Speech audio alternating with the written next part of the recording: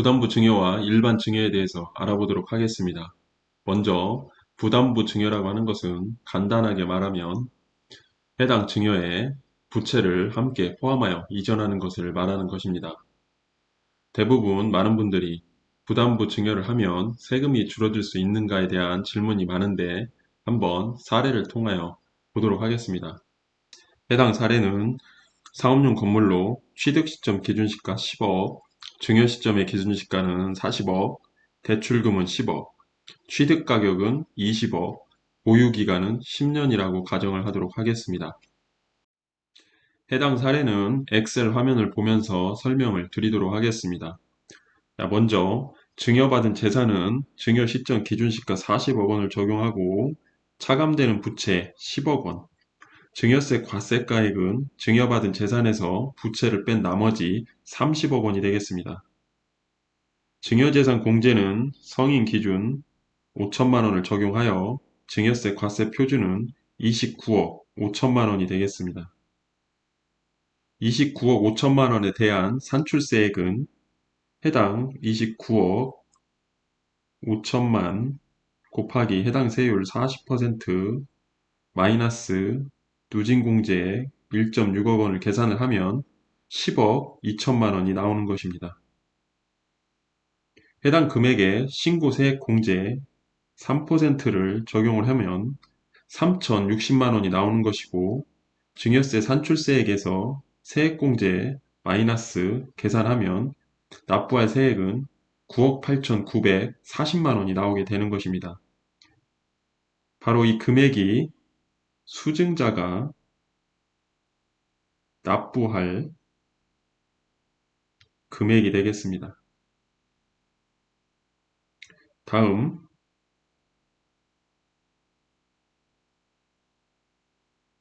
증여자에 대한 양도소득세 계산입니다. 증여자는 해당 부채를 같이 증여할 때 넘겼기 때문에 그 금액에 대한 것은 양도소득으로 보아 양도소득세를 과세하게 되어 있습니다. 한번 계산을 해보도록 하겠습니다. 양도가액은 40억 원, 취득가액 10억 원, 양도차익은 양도가액에서 취득가액을 뺀 나머지 30억 원, 30억 원 중에서 과세되는 양도차익이라고 나와 있는데 이 해당 양도차익은 부채에 대한 양도차익이 되겠습니다. 계산은 30억 곱하기 전체 40억 분의 10억 원이 되겠습니다. 계산을 하게 되면 25%이기 때문에 해당 금액이 7.5억 원이 나오는 것입니다. 7.5억 원이 바로 과세되는 양도 차익이 되겠습니다. 부채에 대한 양도 차익이 되겠습니다. 해당 양도 차익에 장기 보유 특별 공제 2%씩 10년 계산하면 20%가 나옵니다. 20%면 7.5억 곱하기 20% 적용을 하면 1.5억이 나옵니다. 장기보유 특별공제액은 1억 5천만 원이 되겠습니다.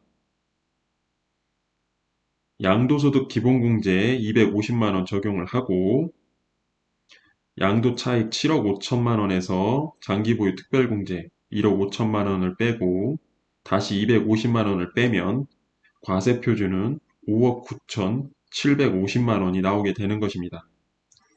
5억 9천7백오십만 원에 대한 산출세액은 해당 세율을 곱해보도록 하겠습니다. 2023년 기준 42%의 구간에 속하게 되는 것입니다. 5억 9천7백오십만 원 곱하기 42% 마이너스 3,594만 원 계산을 하면 2억 1,501만 원이 나오는 것입니다. 지방소득세 10% 적용을 하고 산출세액과 지방소득세를 모두 더하여 합산 계산을 하면 납부할 총 세금은 2억 3,651만 1,000원이 되는 것입니다. 이 금액이 바로 증여자가 납부할 세금이 되는 것입니다. 부담부 증여로 인한 총 세금을 보면 증여세는 9억 8,940만 원 수중자 부담이고 양도소득세 2억 3,651만 1천원은 증여자 부담이고 증여자 수증자 모두 합하여 부담해야 할 총 세금은 12억 2,591만 1천원이 나오는 것입니다. 부담부 증여로 인한 총 세금이 바로 12억 2,591만 1천원이 되는 것입니다.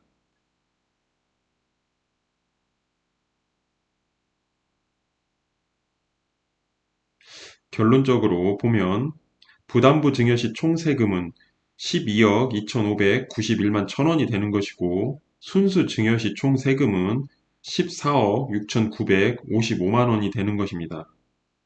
부담부 증여 시, 순수 증여 시 해당 금액의 차를 보면 2억 4,363만 9천원 절감이 되는 것으로 보입니다. 해당 사례에서는 주어진 내용만을 가지고 계산한 결과 절감이 되는 것으로 보이나 양도소득 같은 경우에는 사항별로 달라질 수 있기 때문에 비과세인지 일반 과세가 적용되는지 아니면은 중과세가 적용되는지에 따라서 반드시 판단해 볼 필요가 있습니다. 보다 자세한 내용은 상담을 통한 판단이 필요할 것으로 보입니다.